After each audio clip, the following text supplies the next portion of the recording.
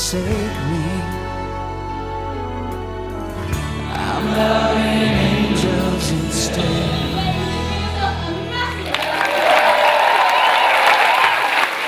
Thank you so much for that. That was fantastic. And this song, apart from being one of my favorites, I sing like this every day. I'm not joking.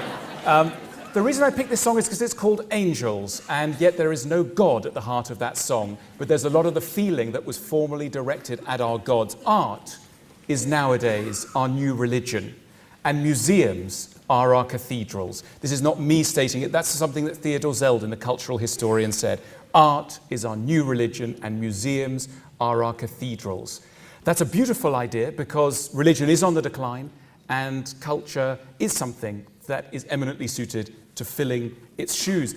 Let's take a look at the historical background to that. You know, up until the middle of the 19th century, this was a pious nation.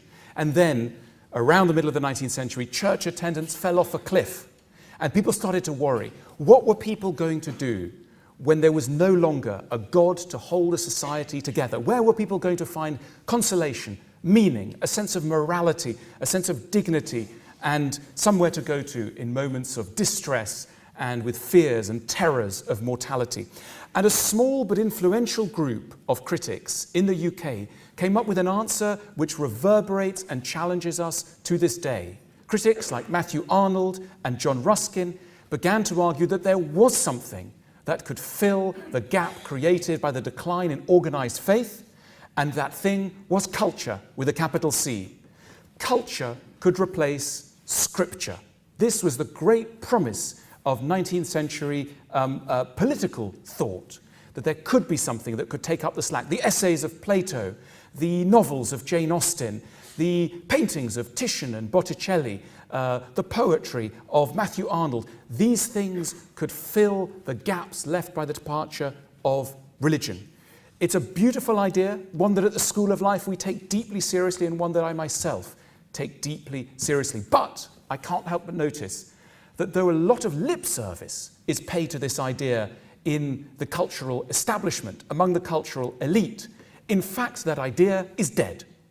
And I'll tell you why it's dead and how you can prove that it's dead. If you were to show up at any of Britain's elite cultural institutions, the University of Oxford, the University of Cambridge, the National Gallery, the Tate, and you had said, I've come here at the fountain of culture, and I've come to study because I am lost. I don't know right from wrong. I'm confused. I'm terrified of death. The people in charge of those elite institutions would be picking up the phone and dialing, if not the insane asylum, the police. It is simply not acceptable to bring the aches and pains of our souls to the guardians of culture. Whatever lip service is paid to the importance of culture, it cannot be done. Now, what should we do with these pains and troubles? Well, if you're a relatively stupid person, there is one answer that is customarily given, and that answer is read a self-help book. These things are for stupid people. There are some of those people around, and they'll tell you how to live.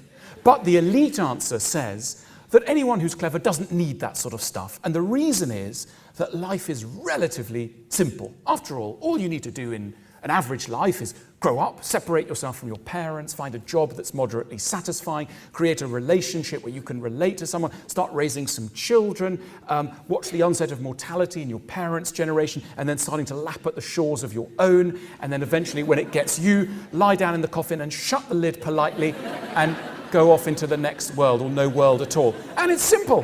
Who's got any problems with that? No problem.